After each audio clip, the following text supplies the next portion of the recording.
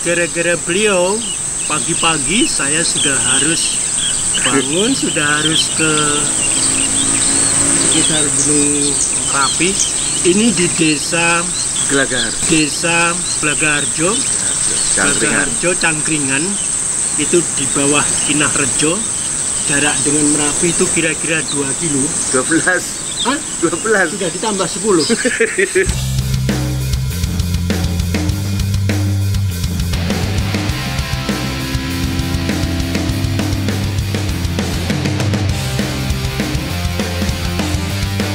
Kemarin 2 katanya Bapak itu. 12 kilo dari Merapi. Jadi katakanlah dalam tanda petik relatif masih aman ya Mas B. Iya. Ya, pagi-pagi saya gara-gara harus ketemu dengan beliau, jadi sudah sampai di sekitaran Merapi yang gunung berapi paling aktif di Indonesia saat ini. Dengan hari ini yang terakhir, data yang terakhir berapa Mas B? Kalau lapa pijaran, kalau masalah statistiknya itu belum ngecek saya, itu ada di tapi katanya tadi malam atau hari ini ya. Itu terbesar atau tertinggi? Kalau pantuan visual secara ini ya, visual mata aja, tadi malam itu lapa pijarnya nampak sekali ke arah barat daya. Ya. Pantuan visual mata maupun itu CCTV-nya, live streamingnya BPTK juga bisa tinggi. Apa besar? Iya, kalau menurut kami sih ya cukup besar dan durasinya lama, panjang ya. Fluktuatif tapi panjang.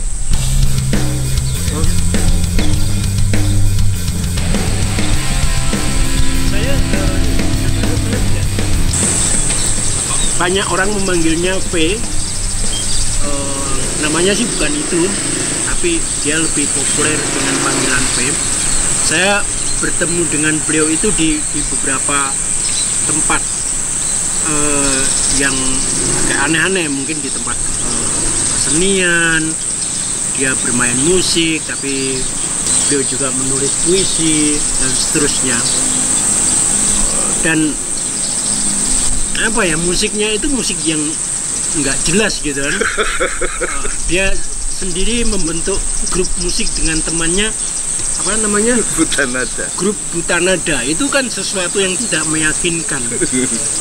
Udah buta nada tapi berani bikin grup musik. Dan pagi-pagi ini kenapa dia ada di Merapi juga, apa yang dia lakukan di tempat ini gitu, ketika gunung Merapi sedang punya aktivitas yang tinggi. Mas B, jadi kamu ini siapa sebenarnya? Ini ngomong kayak apa kaitannya dengan Merapi? Aku mau jawab mulai dari mana ini?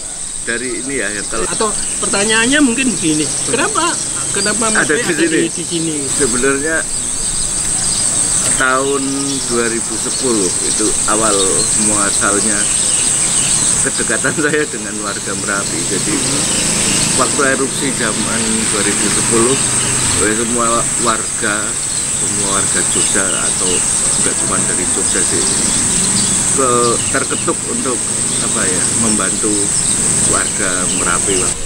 2010 ketika terjadi erupsi besar waktu itu, semua warga Indonesia lah terpusat, bahkan mungkin dunia terpusat di Merapi perhatiannya.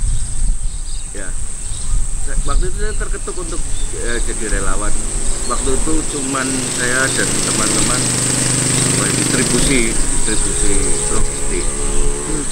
Akhirnya dari itu kita kenal dengan warga-warga ini. Ya, ada ikatan kekeluargaan akhirnya. Distribusi logistik itu artinya Mas B menjadi tenaga sukarelawan. Iya. Mengumpulkan dana sendiri, mengumpulkan terus mengumpulkan kita belanja apa yang dibutuhkan sih, yang di tempat-tempat yang belum tercover. Dan waktu itu udah banyak bantuan menumpuk, nggak merata gitu. Jadi ada tempat yang berlimpah, ada yang enggak. Ya, kita kita fokus untuk hal tempat-tempat yang belum tercover, belum dapat bantuan sama sekali gitu, yang kasihan kan itu. Kenapa tertarik atau terpanggil untuk melawan itu? Waktu itu saya dolan, jadi pas kondisi erupsi 2010 saya ke poskonya psikologi UGM waktu itu. Jadi teman-teman pada sibuk itu, mereka entah apa yang mereka lakukan, mahasiswa itu mereka sibuk ngurusin Merapi.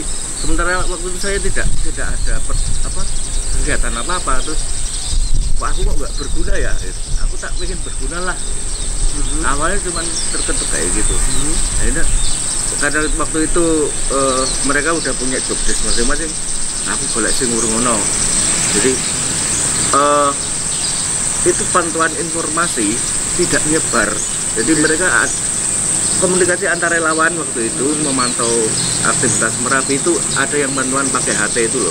Mereka berjaring, tetapi antar mereka aja. Kenapa nggak di-publish? Akhirnya saya ngambil inisiatif, percakapan mereka saya update di Facebook. Hitungannya menit per menit itu. Akhirnya ya itu, awalnya cuma itu. Begitu banyak yang memantau, akhirnya oh mas, mbak aku titip, ada yang mau titip, aku titip gue ya, tolong kasihin keluarga gitu. Mas B mengajak beberapa teman atau bagaimana? Awalnya sendirian, awalnya sendirian, cuman pakai akun Facebook saja, melaporkan informasi ini kejadian yang di gunungnya. Tapi kok ternyata banyak respon yang melihat, terus pada titip barang, ada yang barang, ada yang titip duit. Ya kita menyalurkan, akhirnya saya ngumpulin teman-teman kos waktu itu. Teman-teman kos. Itu tahun 2010. Jadi P masih sebagai mahasiswa tuh enggak. Waktu itu sudah rampung kuliah. Udah. Oke. Selain kata-kata tidak berguna tadi, merasa tidak berguna, apa yang membuat keputusan itu melakukan aktivitas sosial?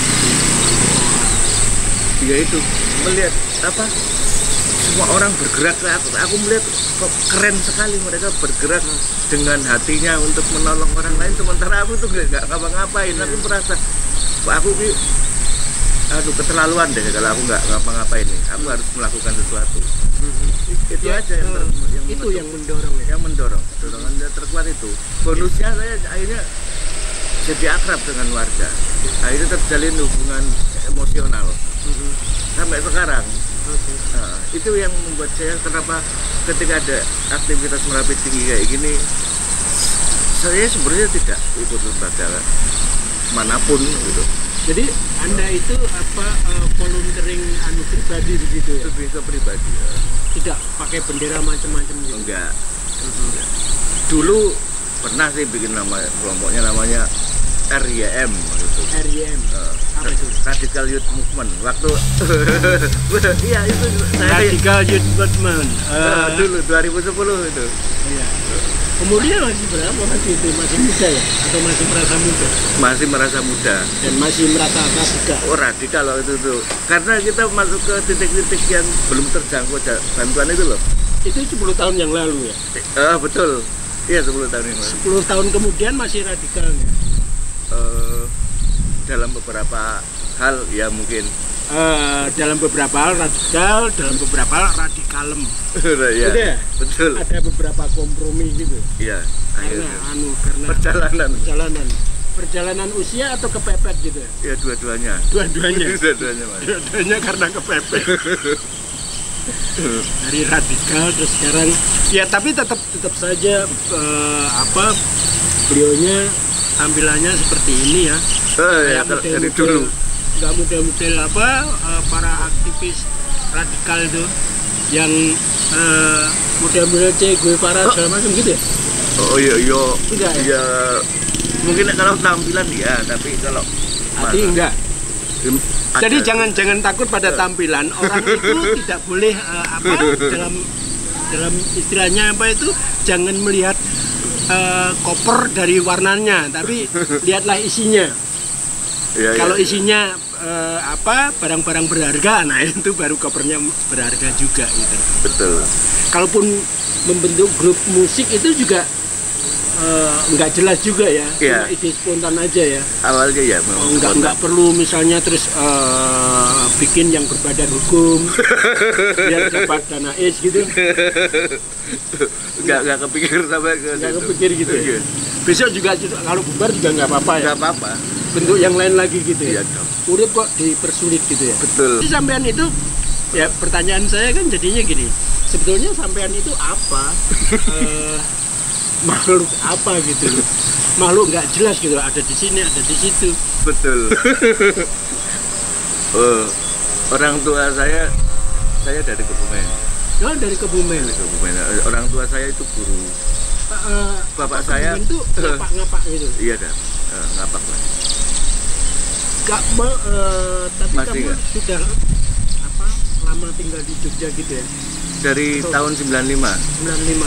Jadi sudah berapa Ya, tahun? udah tahunnya panjang ya. Jadi ngapak-ngapaknya udah hilang. Masih. Oh, masih. Saudara, bagaimana kalau kita melihat dengan tampilan seperti ini tapi berbahasa ngapak? Kira-kira lucu atau tidak ya? Sing ngendi? Sejarah sampean. Sejarah sampean aduh. dari Kebumen itulah. Oh iya. Nyong pimpin lulus SMA 95, Oke. pindah meng Jogja kuliah yang ekonomi UGM. Nanti lihat terjemahannya di sini ya, di sini. Cuma nanti kalau tidak ada itu berarti lupa ditulis. Iya, terus kebanyakan dolan akhirnya lulusnya molor. Jelas molor lah, hampir TO. Waktu itu masuk diterima itu susah ya. Iya. Ya, jadi kalau susah saudara-saudara jangan cepat-cepat keluar gitu, nanti susahnya nggak ada harganya. Iya. Kalau masuk susah itu ya Susah kita disubsidi negara kan harus kita lama-lamain gitu kan. Iya. Jadi kuliah berapa tahun? Ya pokoknya hampir DO lah. Hampir DO ya. Ya. Jadi yang membuat kita agak pinteran dikit itu karena ancaman DO gitu. Maksa harus lulus. Harus lulus. Banyak sih yang nggak Banyak yang lulus, begitu ya? Banyak yang begitu, banyak yang nggak lulus juga. Ya. Akeh lah. Oh, banyak yang kemudian ikhlas tidak lulus. Iya, yang merasa yang gitu nggak bahasa ngapa Indonesia lagi ya? Sekarang sudah Kecampur. sudah campuran, daripada saya juga pusing saudara-saudara. Iya, jadi akeh sing DO juga. Ana sing DO merga pancen goblok, ana sing merga pancen. Kalau sampean karena mergo apa iso lulus tuh? Karena mergo nekat apa ndablek? Ndablek karena ndablek kakean dolan. Nah, Akhirnya pas diancam DO ya agak takut lah, terus takut sama orang tua sih sebenarnya. Karena kasihan lah orang tua udah membiayai masa nggak lulus.